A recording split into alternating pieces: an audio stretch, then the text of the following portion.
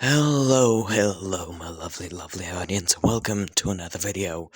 So, I don't really have that much to say, aside from let's just get into it. Kazumi Midoriya, the younger sister of Izuku Midoriya. Izuku's status is currently presumed dead. Even though, everyone's already given up on him, Kazumi hasn't. Everyone just tells her to move on, that he's just gone. But there was no body.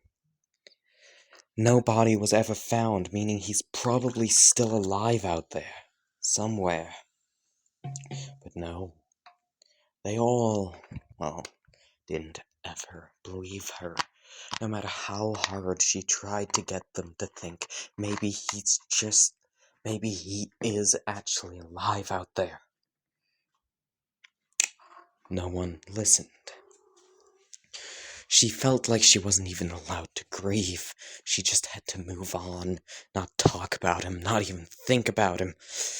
It drove her crazy not being able to think of the only person in her family who actually gave a flying shit about her. Yes, in case you're curious, Izuku did technically raise Kazumi instead of Inko and Isashi. They were very, absent parents, as you would say. Very, very absent for a majority of Kazumi's life until Izuku's disappearance. Anyway, yeah. Kazumi was supposedly, she does have a quirk. You know what? Yeah, she actually does have a quirk.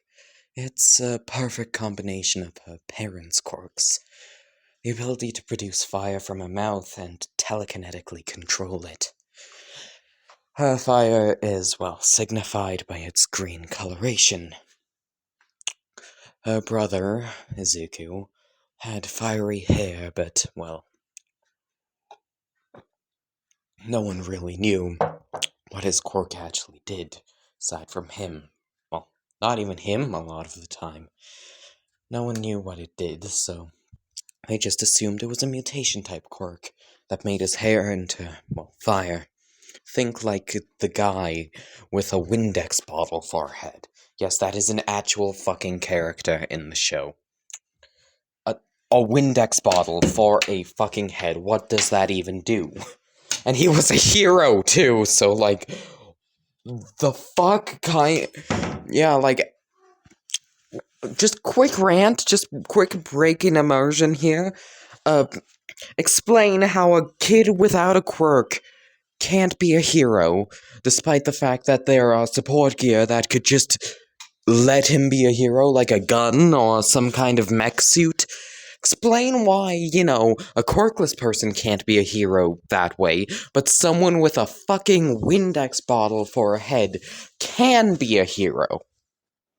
I'm pretty sure at that point, I'm pretty sure at that point a quirkless person would be more effective, because, if you have a Windex bottle for a head, you can't see in front of you. Your eyes are just going to the sides like you're a fucking sheep. You have no frontal vision. So, in reality, a quirkless person would end up being more effective. So, yeah. Windex bottle man lacks depth perception and can possibly fire Windex at you. I don't even know how he eats. Why was Izuku ostracized when he would be a more effective hero than Captain Windex? Anyway, back to the what if. It was a constant day and night struggle for her, for Kazumi. One day she's visiting her brother's grave. She doesn't like that they gave him a grave, especially considering how absent they were. Just kind of a final fuck you, I guess. She, has begun losing hope that her brother's even alive, He went missing around the start of middle school. She's losing a lot of hope that he's even alive. But she knows deep down, somewhere in her heart, that he is, and she doesn't know why. She would hear a twig snapping behind her and quickly turn to see it, hoping to see Izuku, and she sees nothing except, well, yeah, she sees nothing and would sigh and turn back to face the grave. She would hear walking and turn to face the direction of the sound and see nothing. She would keep on hearing walking from that general direction. Someone with the invisibility quirk, she thinks. Are they here for her? They took her brother and they're here for her now? She would slowly begin backing up, and then break out into a full sprint, running for her life, running away from the sound of the footsteps. But no matter where she goes, the footsteps follow her, always exactly 10 feet behind her. Even when she arrives home, 10 feet behind her. Even when she's at school, 10 feet behind her. It's been 2 weeks since, well, whoever it was started following her, and, well, she doesn't really know who it is or why they're doing this. She's asked everyone about this, whether they can and hear the footsteps, but they can't. She's starting to think she's just gone insane at this point from just the devastating loss of her brother. Until, well, one day she would see her shadow. It had eyes and looked nothing like her. She had straight, long hair, whilst the shadow had bushy, messy hair.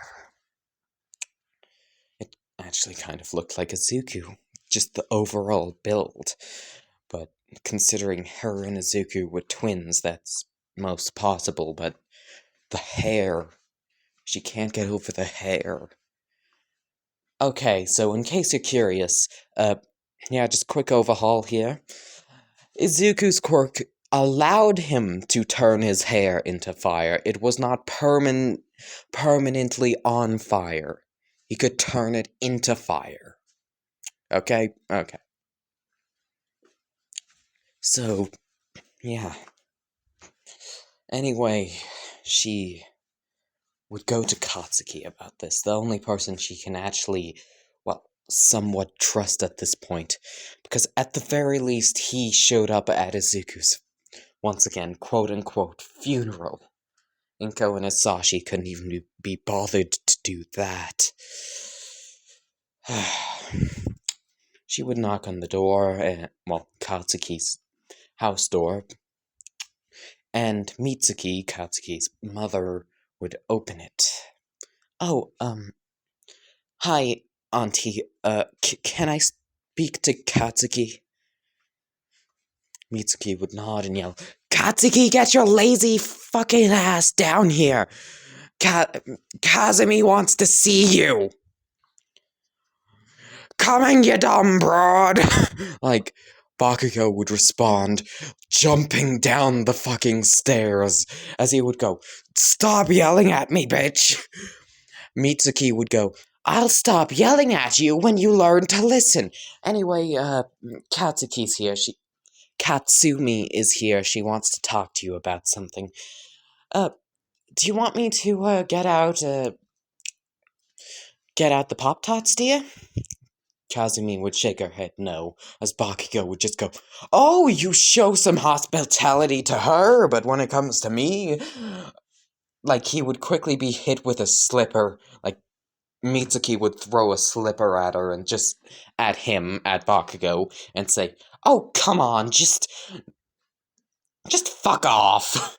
Just fuck you. They just start repeating the words fuck you at each other, as Katsumi would just say, Okay, I need to talk to Bakugo about something, it's very urgent, can And no, I would not like anything to drink or some Pop-Tarts. I will inform you, oh, because this is a very private matter, and I require you not to get involved with it. I will tell you when we are done, and then you can bring the Pop-Tarts. Mitsuki would shut up and nod, like, okay, fair enough. The words private would just kind of register in her head as she would slowly turn to Bakugo and say, Did you get her pregnant? As, like, Bakugo would go, no, she's like 10! And I'm like 10! What the fuck do you mean? You know what? No. No. This is when they're 12. Yeah, this is when they're 12. Like, Mitsuki would shrug, like, I don't know. Like, the legal age in this country is 16, so Bakugo would just kind of be like, yeah! We're like, just, what? Yeah. Bakugo is just, like, very confused by his mother as, like, Mitsuki would walk off. Just walk off as Katsumi would walk up to Bakugo, take his hand, and walk him up the stairs. Walk him to his room, close the door, lock it. As Bakugo would go, okay, what do you want? If it's about your brother, once again, I'm sorry, okay? Just flaming hair is a useless quirk, and I was dumb, and I am sorry. You can stop sending hate mail to me. Please. My inbox is filled with spam from 50 different accounts, all giving me death threats or Harambe memes with my face stitched on it. Katsumi would sigh and say, Unfortunately, I'm not here for that, because as much as I would love to make another Harambe meme with your face on Harambe when he gets shot, yeah, I don't really, I'm not here for that. She would walk up to a lamp, switch it on, walk up to the light switch of the ceiling light, switch it off, walk up to a wall, and, well, she has long hair, she has long braided hair, okay? Kinda like this, but with more braids. She would take the hair and hold it out, kinda doing this, yeah. Nice little run around, doing this scene right here. As she would go, do you notice anything weird about my shadow? Oh my goodness, okay, this was entirely accidental. Like, me recreating this entire scene was purely by accident. But yeah, she would just go, notice anything weird about my shadow? Spotgo would look at it and just go, yeah, it isn't your shadow. He would slowly back up, grabbing a set of dumbbells he uses. Just grabbing a set of dumbbells he owns. He's like 12, but still works out because it's fun to him. Grabbing like a dumbbell as Katsumi would continue. For the last 2 weeks, I've been hearing footsteps exactly 10 feet behind me at all times. Along with that, my shadows changed, and this entire thing started when I visited my brother's grave. Now, I'm not saying it has something to do with Hazuku. I'm saying that it probably has something to do with his kidnapping. At least one of the individuals involved with that is trying to fuck with me. Or fuck with us. I don't quite know, but I think we should go check it out. Bakugo would just kind of tilt his head like, you should... What do you mean we should go check it out? I say we call the heroes. We're like 12. What the fuck are we gonna do against a villain? I know I'm strong, and you're strong, but, like, they have guns! Give me a moment. Oh, shit. Good grief, the one moment I need you to be aggressive, suddenly you're Suddenly you're more of a scaredy cat than my own brother. Oh, you're just gonna freely diss your brother now, huh? Oh, shut up, you blonde Pomeranian. I'm asking for your help here. Do you want me to keep on sending you Harambe-based hate mail or not? Bakugo would just kind of sigh like, you shouldn't be desecrating that monkey's name. Fine, fuck, we'll investigate. But if one of us ends up dead, it's not my fault. In fact, it's your fault. If I end up dead, it's your fault. My blood is on your hands. Katsumi would nod, saying, yeah, that's a sacrifice I'm more than willing to make. When will you stop hating me? Never. Not in a million years. Anyway, let's go dig up a grave. Bakugo would just kind of... His eyes would widen like, you do realize Izuku isn't even buried there, right? He was kidnapped. Oh, come on, we can just refill it and blame it on some of your goons. Bakugo would just kind of, like, shrug, like, fair enough, as, like, Mitsuki would just kind of enter, like, oh, planning on doing some grave robbing, eh? Well, have some Pop-Tarts, and please throw my son under the bus. He deserves to go to prison. Oh, fuck you, you hag! Like, that would be Bakugo's response, as, like, Mitsuki would go, yeah! Screw you too! Go die in a ditch, shit-ass! As Bakugo would say, you do realize your husband would miss me, right? As Mitsuki would just grumble angrily, like, why do you have to have a semi-normal relationship with your father? As Bakugo would say, I respect his opinion, not yours. The two of them would just continue to argue as, like, Kazumi would walk up to Mitsuki and take a Pop-Tart off of the plate that she brought with them. Anyway, time skip about a day. Time skip it about until late night. Well, about, like, 8 at night. Inko and Asashi are out partying again, and Kazumi and Bakugo are out in front of Izuku's grave holding shovels.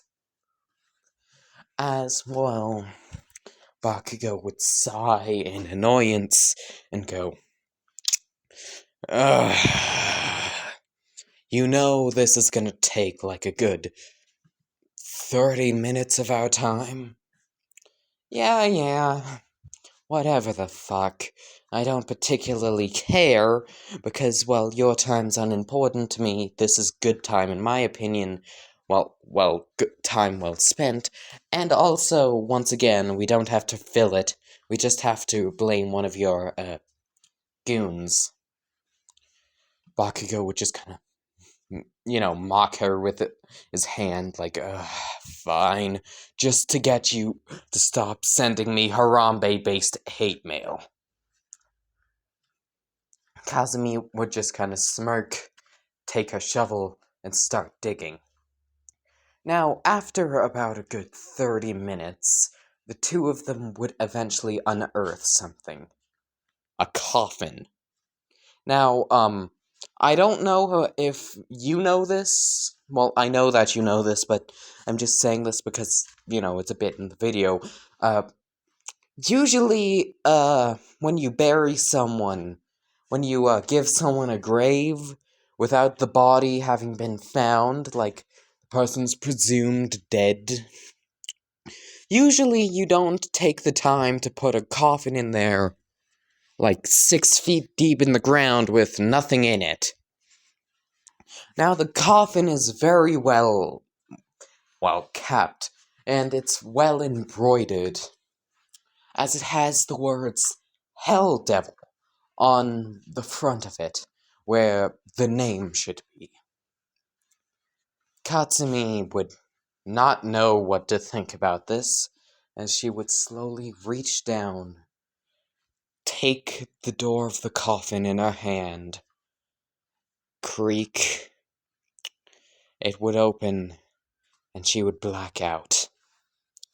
She would then wake up in her bed, breathing heavily and sweating. Bakugo is, weirdly enough, right next to her. She just sits up, terrified, but she doesn't know why. Sweating profusely, she would look to the side and see the words written in blood on her wall. There are some things that you don't need to know. She would start sweating profusely. She would quickly switch on a lamp and see her shadow looking at her. She would yell, "What are you doing? Who are you and what have you done with my brother?" Waking up Bakugo as he would turn to see Izuki. What's her name? Oh my fuck, I forgot her name. Oh fuck, I had a brain fart moment. Izuki, I think I named her. He would turn to see Izuki's shadow, seeing, well, the eyes peering at them, as a new part of the shadow would be revealed. Teeth. Long, weirdly enough, not sharp, but long, flat teeth. In a sinister smile, as Bakugo would just go, "Didn't Izuku have teeth like that?" Yeah, whoever the fuck is doing this is clearly trying to mess with us. Oh, she would reach to the side, grabbing a shovel, as she would jump out of the bed and slam it against the wall, creating a hole in it. Slam it against the wall where her shadow was, creating a hole in it, as she would say, "These bastards are trying to desecrate my brother." She would intensely breathe, sweating for a moment. Her shadow was entirely unaffected by, well, the shovel. As, well, as her closet door would open from behind her with a creak, a decayed, rotten hand, swarming with ants, would just slowly peer out as a voice can be heard from inside of her cupboard. "You know, your brother isn't dead. We're sure of that. Now be a good little girl and stop looking for him, because you aren't gonna find him. Not in this world." As, well, the hand would just slowly return back into the closet and close. She would naturally be very angry at this and run at her closet, wielding her shovel. Bakugo would jump up and grab her, stopping her from breaking her closet open. She would kick and scream, yelling, "You bastards!" Inko would just kind of walk into the room and go, "Oh, can you shut up? I'm trying to hook up with a guy." She would pause for a moment and say, "You didn't hear that. You didn't hear that. I did not say that. You're hearing things. I'm totally not trying to cheat on your father. Totally not." She would just slowly back out of the room. Kazumi. Yeah, Kazumi. Yeah, that's what I named her. Kazumi. Kazumi clearly wasn't paying attention as she's just swinging at her closet. She would break down crying. The closet door would slowly creep. Well, Bakugo would comfort her, patting her on the head, holding her from behind, as, well, a note would fall out from in between the closet door. Kazumi would take the note, read it through teary eyes, and she would read the words, "Go up to the roof. You'll find something you like there." Kazumi, very reluctantly, would take Bakugo's hand and drag him up to the roof. Emphasis on the word drag. He's like trying to claw his way away. Like, it's a trap, they're going to kidnap us or kill us or some shit like that. He's clawing, he's kicking, he's screaming. It's like, basically at this point, Kazumi's kidnapping him. As she just forcefully drags him up to the roof. As the door to the roof opens, of the apartment building they live in, Bakugo would just say, whilst clawing against the pavement, "How the fuck are you so strong?" Kazumi would just kind of shrug, like, Anyway, she would walk around the roof, sigh, thinking that this was a dud, walk up to the edge, look down, as she would hear a familiar voice go, "I would not recommend jumping. It's, not the best idea." She would jump to the side, like, terrified by the sudden voice. She would look down, realizing she just jumped off the roof. She would look up, then try and, like, Looney Tunes run her way back before, like, just Looney Tunes run her way back before falling down, realizing what her quirk is, making like a disc of fire under her, then just kind of flying back up. Like, I forgot I could do that. Now, who said that? Behind you. She would look behind her and see, well, Izuku.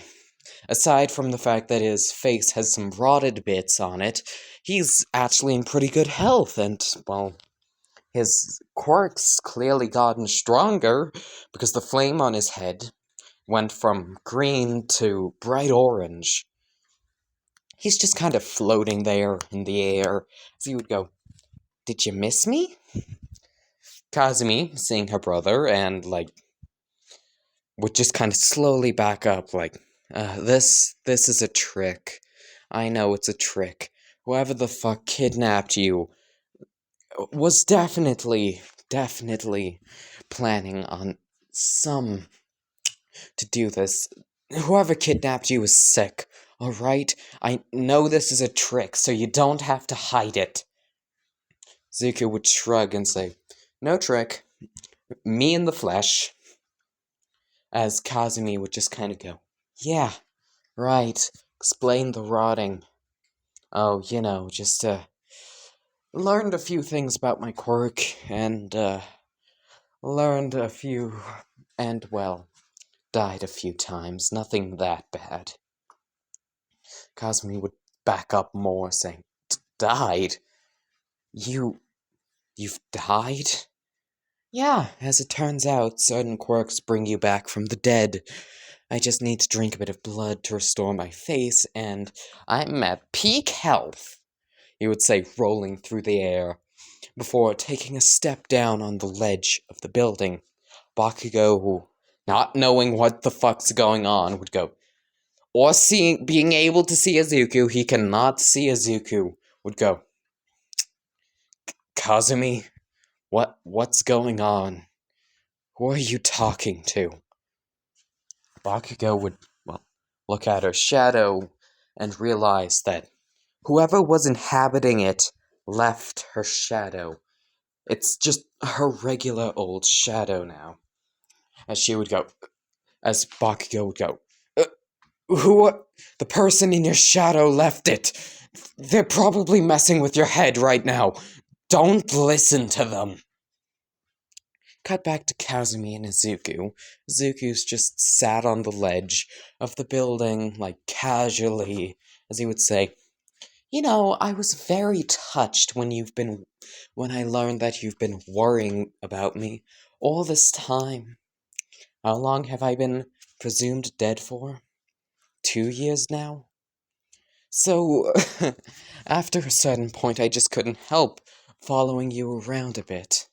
Sorry if I freaked you out."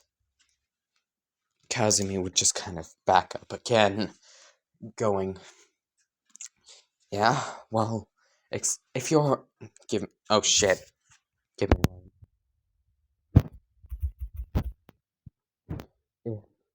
If you're Izuku, why can't Bakugo see you? Izuku would sigh and say, well, he would chuckle and say, well, as you can guess, I'm not exactly allowed to leave where I am, so I just kind of, half left, as you would say. My true body's still there, but my mind is here. Only people who are related to me can, well, see me proper. Kazumi would just kind of say would sweat a bit before saying, yeah, and where is your body again? Izuku's smile would grow wider into a Joker type of grin with long, flat teeth as he would go, hell. Oh, just nowhere. My main body's in hell. Kazumi would just kind of look at him with a suspended disbelief kind of expression as more so, I don't believe you type of expression as she would say, which one? The prison? Or the biblical place? She would say, tightening her grip on her shovel. Izuku's smile would somehow grow wider, almost unnatural at this point, as he would say, oh, there's no difference between the two. How do you think the place was made in the first place? It's a rupture in space and time. In other words, the government just made a portal to fucking hell. And, well, it did a few things to the local populace, as you would say. Kazumi would, well, get ready to swing at what she thinks is an imposter version of Izuku, as she would say, what did it do? Devils, we love them, we hate them, especially in popular media. I don't get why we're sexualized that often, but yes. Things that were once exclusive to hell now roam the world free. And, well, I'm just gonna explain something to you because I think it'll serve you well. Within the next 200 years, the world will be plunged into anarchy as devils, me being one of them, would would reign rampant, as you would say. Now, as a devil, I can't die. Every time I do, I just either end up back in hell or back in the human world. So, well, yeah. Except for the primal fears, they have yet to die, but they also have yet to be born, so balances out. But, okay. Yeah, that's about it. Now, I want out.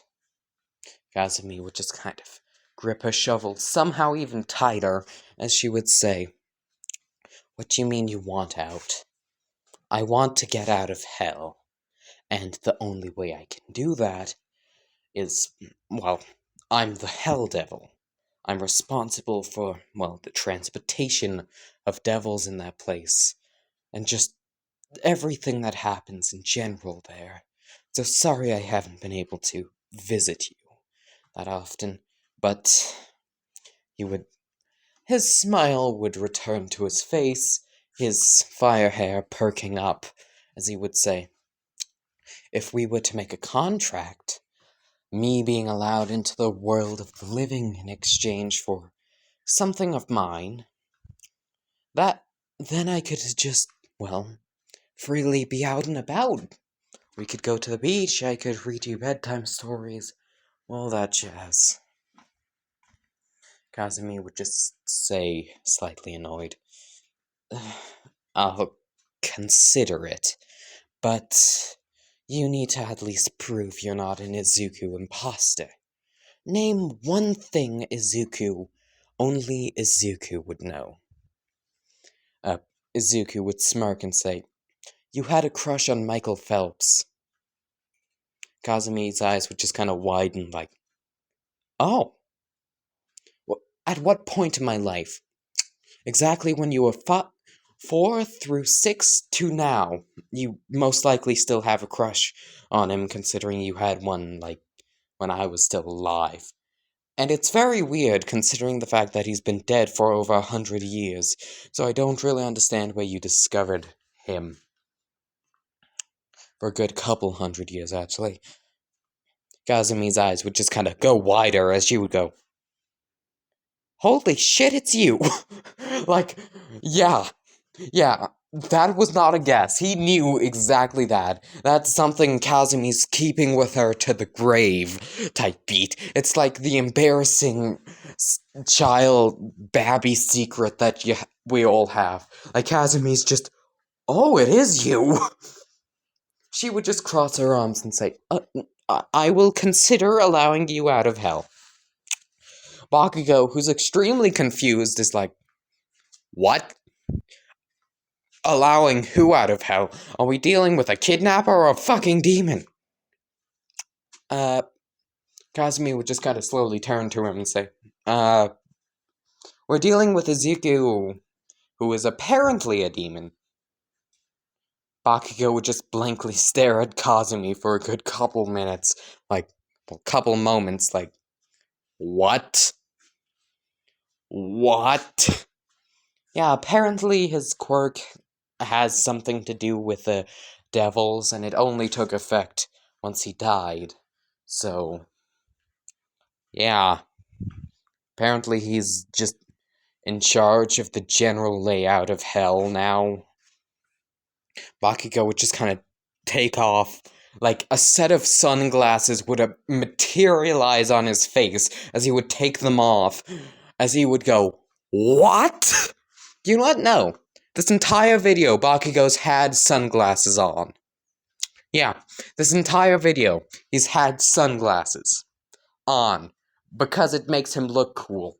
I'm just saying, when he was 12, he had a sunglasses phase. So yeah, he would just take off his sunglasses like, "What?" As, like, Kazumi would just nod, like, "Yep. Apparently he wants to offer something to me in exchange for freedom and, like, a devil deal. It's called a contract," Izuku would butt in, as, well, Kazumi would just go, "Okay, it's apparently called a contract." Sounds kind of like an off-brand thing, but okay. "And he will give me something in exchange for letting him out of hell." Bakugo would just kind of be like, "Okay, how? How are you gonna get him out of hell?" Like, I also don't know whether he's referring to hell the place or hell the prison. Kazumi would just say, "I don't know how to get him out of hell either, and apparently hell and both hells are the same place." Bakugo would just put back on his sunglasses, take them off, and go, "What?" Like, he has had a good amount of "what" moments today. As Izuku would just say, "The contract being formed is enough to get me out of hell. Just do it, I guess. I'll give you, the ability to freely send people from here to hell and back." Had to drink something real quick. "I'll give you the ability to freely banish people to hell or bring people back, or whatever the fuck, in exchange for you letting me out." Kazumi would just kind of look at Izuku and go, well, look at her with a questioning face and go, "If you can send people here to hell and bring them back from hell, why can't you leave?" Izuku would just kind of shrug and say, "I can't use my ability to transport things in and out of hell on myself, because I'm just not allowed to leave. Like, I need a contract to leave, because I'm kind of in the same boat as the Primal Fears. I've died once, and, well, What? No. Izuku's just in the same boat as the primal fears, where he can't leave hell. He needs an external force to get him out of hell, type thing. For the primal fears, it's the hell devil himself, but for Izuku, he can't really rely on the hell devil since he is the hell devil. So, yeah. He just needs an You know what? You know what?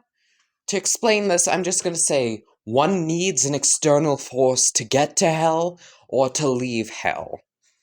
So Izuku can't go in and from hell because it isn't an external force that's bringing him out or in. Make sense? Makes sense, okay.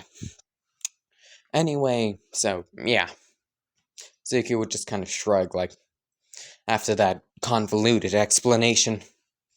Kazumi would just kind of walk downstairs, thinking about whether to set her brother free or not. She would walk back into her apartment and immediately get hit in the face with a glass bottle, it shattering, as Hisashi would go, "Oh, I didn't notice you there. I thought you were a robber." He would throw another bottle at her, as he would say, "Clean this up." He's drunker than drunk right now. Like, Inko is in the background on a fucking... Yes, skinny Inko is in the background on a fucking stripper pole, just dancing, as Kazumi would say, "Hisashi, I know you're not drunk because your quirk provides you with alcohol immunity." As, well, Hisashi would say, "Ah, you're too smart for your own good. Clean that up, though. Clean it up."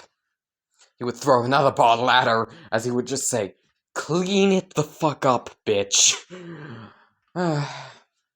Kazumi would sigh and say, "Izuku, I'll take you up on that deal." As well, from her shadow would emerge spectral Izuku, as he would be like, "Oh, you won't regret this, little sis." Well, you know, Izuku and Kazumi are twins. Izuku was just born first by about a minute. So, yeah. He was just born first by a good couple seconds, I guess.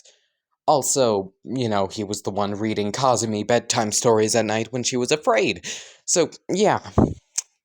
Just kind of that dynamic. As Kazumi would sigh and say, "Okay, how does this contract thing work?" "Well, to get me out of hell, and thus complete the contract, you know what? Let's remake it. In exchange for the ability to leave hell and come back to hell, I give you the ability to..." Ooh. Okay, brain dyslexia stopped. So, Izuku decides to remake the deal. So here's how the... Oh, good grief, my mouth. Okay, here's how the deal will work, the contract. You say my name 3 times, and I come from hell, and I do whatever the fuck you want me to. Well, not whatever the fuck you want me to. I will fight for you and do all that jazz, and in exchange, and you say my name 3 times again, and I'm sent back to hell. In exchange, you are to let me live out of hell for about 48 hours every week. Sound fair? For a minimum of 48 hours a week. Sound fair? Izuku's giving a fair contract because it's his sister. Kazumi would nod and shake his hand, well, shake his ghost hand, as she would say, "Izuku Midoriya." Hisashi would turn to face her like, "Oh, can you shut up about your dead brother? We don't care. Okay, we don't care." "Izuku Midoriya." "Oh, great, I broke her. Hisashi would just say. Like, Bakugo, who has a good level of survival instincts, would just slowly back up out of the apartment, close the door, and just, like, sit outside and wait. As Kazumi would go, she would take a deep breath and go, Izuku Midoriya. Thanks, sis! Would just be what Inko, Hasashi, and everyone else hears, as well from Kazumi's shadow, a decayed, moldy-ass hand with ants on it would just crawl out as just Izuku would burst from her shadow like it's a tarp or like a trampoline or out of water. Like he's underwater, he would just burst from it like a swimmer, as he would hop out and go, I'm free, motherfuckers! I'm finally out of that flowery shithole! Hasashi's like, oh, hello there, son. I hope you, I hope I missed you so much. I knew we shouldn't have ever given up on you, right, dear? Inko, who's once again on a stripper pole, would just be like, yeah, we never gave up on you. Zuko would look at them like, with a really type face, like, with the face that just says, really? Fuck! As, like, he would sigh and say, it'll be so rewarding to kill you all. As, like, Hasashi would go, what do you mean kill? As Inko, as well as Zuko, would snap his fingers, and a big-ass fucking bat would just burst from the fucking wall. Like, this is a 6'8", roided-up bat. Think man bat. Think the bat devil. Because that's what it is. Would just burst from the fucking walls. As Izuku would just go, hey, yo, Huey, can you do me a favor and, whoop their asses for me? As, like, the bat devil would just give him a thumbs up and say, yep! This is a favor in exchange for you letting me out of hell. That place is so damn annoying. I know there's not really much there, but I guess that's kind of the point. It's hell. The Bat Devil would shrug and be like, yeah, but we're devils. We kind of should at least enjoy the place. The constant feeling of desperately needing to commit suicide is also not pleasing about that place. Yeah, that's just the fear. You'll get used to it. Just whoop their asses for me. On it! Like, the Bat Devil would just take a random party member and break him like Batman. Remember the time Bane snapped Batman's back? Like, the man who broke the bat? Yeah, that's what the Bat Devil would do to this guy, who ironically is a pro hero and has a steroid quirk where